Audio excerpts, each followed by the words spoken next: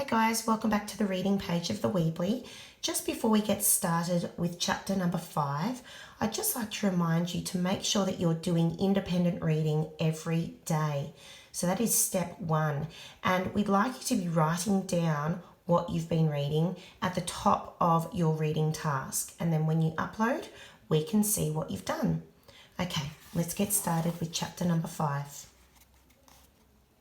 There were 6 large grey tents, and each one had a black letter on it.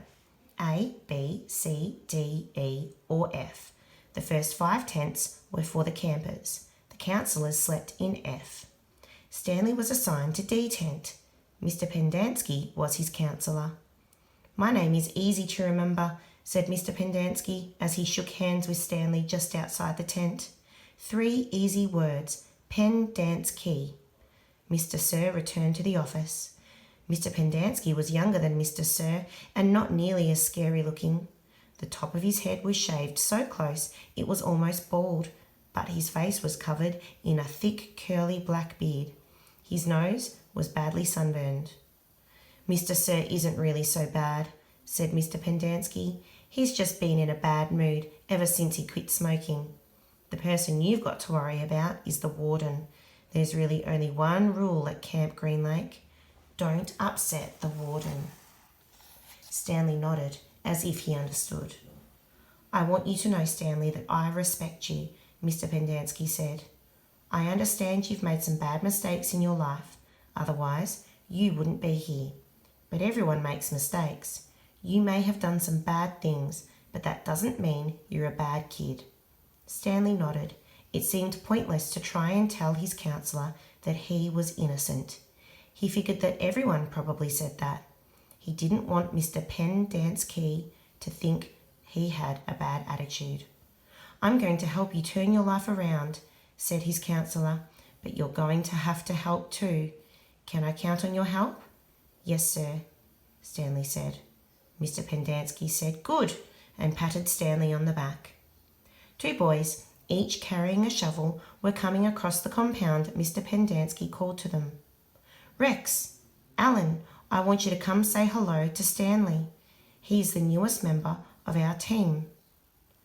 The boys glanced warily at Stanley. They were dripping with sweat, and their faces were so dirty that it took Stanley a moment to notice that one kid was white and the other black. "What happened to Bath Bag?" asked the black kid. "Lewis is still in the hospital," said Mr. Pendanski. "He won't be returning." He told the boys to come shake Stanley's hand and introduce themselves, like gentlemen. "Hi," the white kid grunted. "That's Alan," said Mr. Pendanski. "My name's not Alan," the boy said. "It's Squid, and that's X-Ray." "Hey," said X-Ray. He smiled and shook Stanley's hand. He wore glasses, but they were so dirty that Stanley wondered how he could see out of them. Mr. Pendanski told Alan to go to the rec hall and bring the other boys to meet Stanley. Then he led him inside the tent. There were 7 cots, each one less than 2 feet from the one next to it. "Which was Lewis's cot?"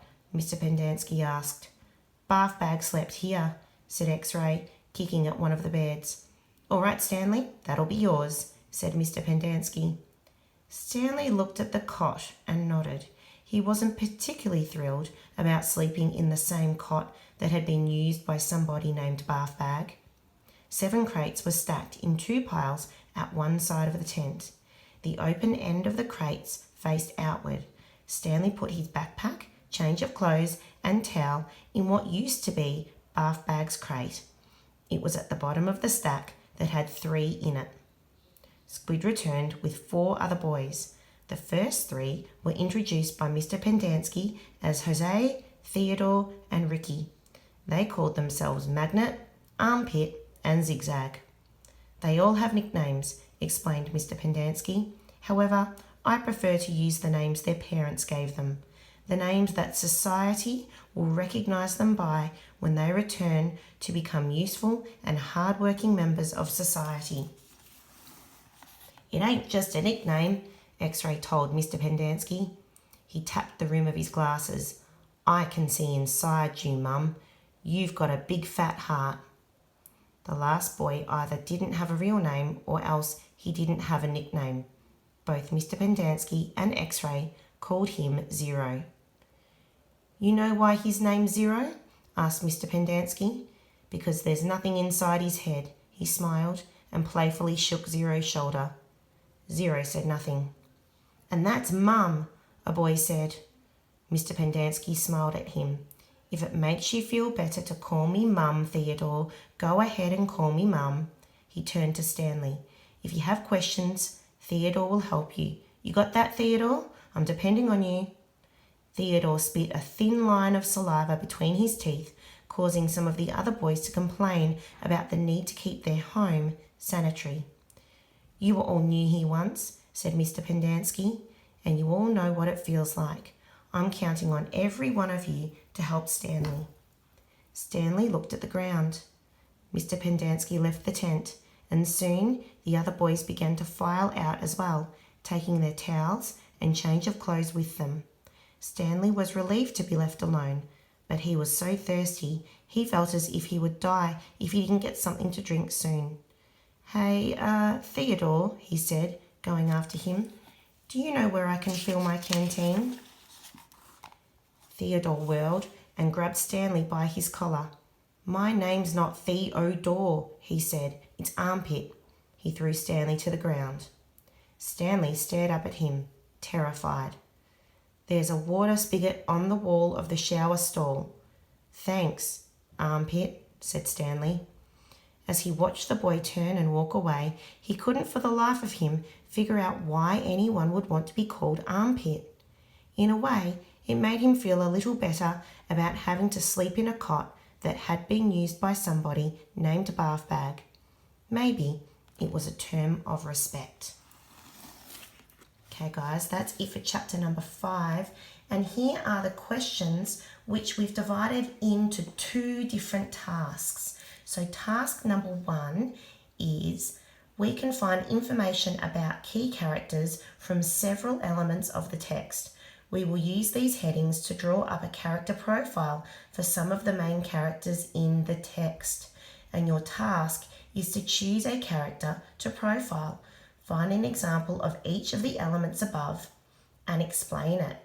Now the elements are physical description, so what the character looks like, action/behaviour, so what the character physically does, speech/dialogue, so what the character actually says, and then narration, so that is what the narrator or the person telling the story says about the character.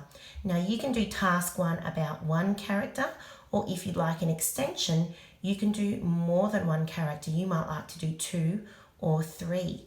So that's task 1. If you take a look at task 2, it asks you to write a diary entry for Stanley's first day at the camp, including his bus journey and the character he has met, and then upload your work to ClassDojo. Now, some things to consider as you write are sentence structure and punctuation, paragraphs, composition, so the way that you set out your work, and effect on the reader, so what you make the reader feel. Now, if you need more ideas for any of those things that you need to consider for your diary entry, on the following slide, there is a rubric that will give you some ideas to improve your writing. So if you take a look at that, you'll see there is a score column down the far left-hand side. Don't worry about that part. I'm not asking you to give yourself a score today. It just gives you a scale of what the different levels are. So we've got the 3 different ways that you can organise your writing: sentence structure and punctuation, text structure and organisation, and then composition and effect. So there's just some explanations below those subheadings so that you can better understand what that means. So it's a bit of a bigger task today, guys. You've got today to do it. And remember also that Thursday, we will be making phone calls home and not uploading anything new. So this is a good task. If you don't get it done today, you can certainly continue on with this again on Thursday.